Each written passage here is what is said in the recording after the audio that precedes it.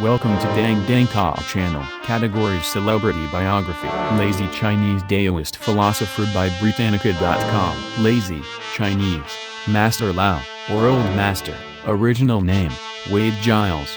Lier, deified as Lao Jun, Taishang Lao Jun, or Taishang Zhuan Yuan Huang Dai, also called Lao Dun, or Lao Dan, flourished 6th century China, the first philosopher of Chinese Daoism and alleged author of the Dao De Jing, a primary Daoist writing. Modern scholars discount the possibility that the Dao De Jing was written by only one person but readily acknowledge the influence of Daoism on the development of Buddhism. Lazy is venerated as a philosopher by Confucians and as a saint or god in popular religion, and was worshipped as an imperial ancestor during the Tang dynasty, 618 to 907. See also Daoism. The life of Lazy.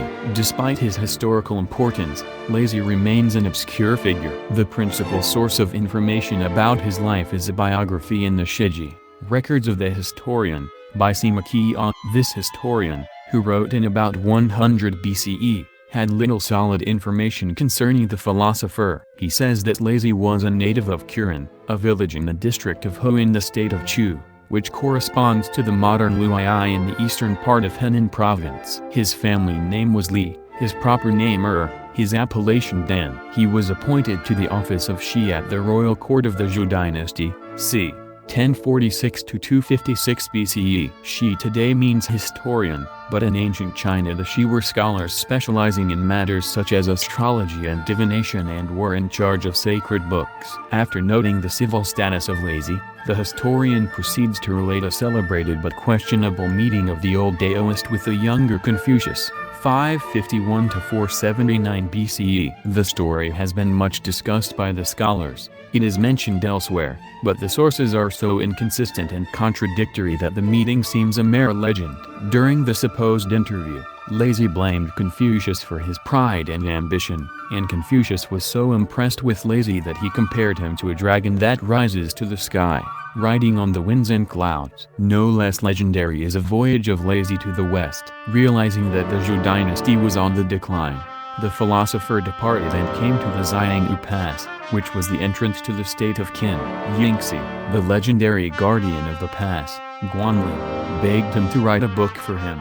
Thereupon, Lazy wrote a book in 2 sections of 5,000 characters, in which he set down his ideas about the Tao, literally way, and the Da, its virtue, the Dao De Jing. Then he left, and nobody knows what has become of him, says Sima Qian. After the account of the journey of Lazy and of the redaction of the book, Sima Qian alludes to other persons with whom Lazy was sometimes identified. One was Lao Lazy, a Daoist contemporary of Confucius. Another was a great astrologer named Dan. Sima Qian adds, maybe Lazy has lived 150 years, some say more than 200 years.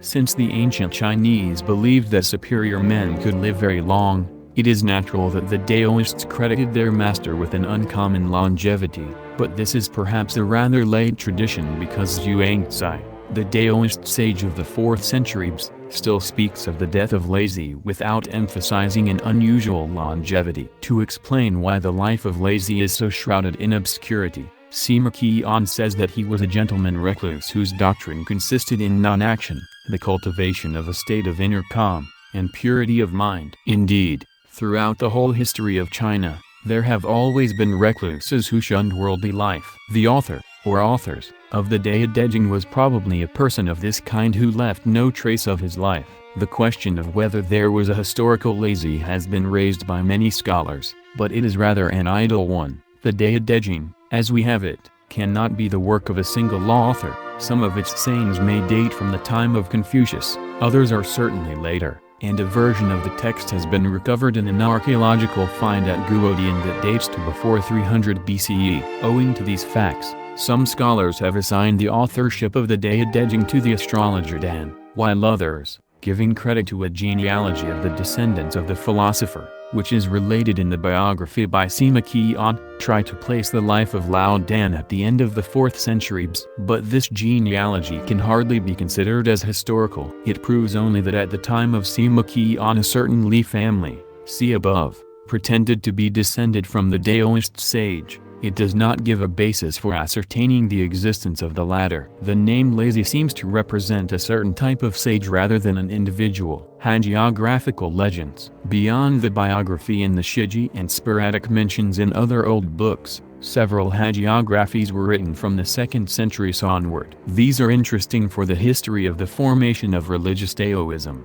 During the Eastern, or later, Han Dynasty, 25 to 220 CE, Lazi had already become a mythical figure who was worshipped by the people and occasionally by an emperor. Later, in religious circles, he became the Lord Lao, Lao Jun, revealer of sacred texts and savior of mankind. There were several stories about his birth, one of which was influenced by the legend of the miraculous birth of Buddha. Lazi's mother is said to have borne him 72 years in her womb and he to have entered the world through her left flank. One legend gives an explanation of his family name, Li.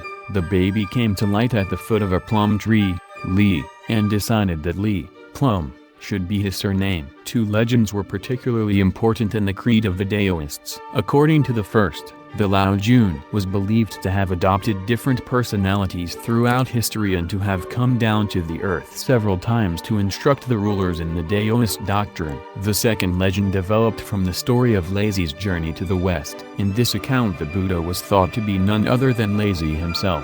During the 3rd century an apocryphal book was fabricated on this theme with a view to combating Buddhist propaganda.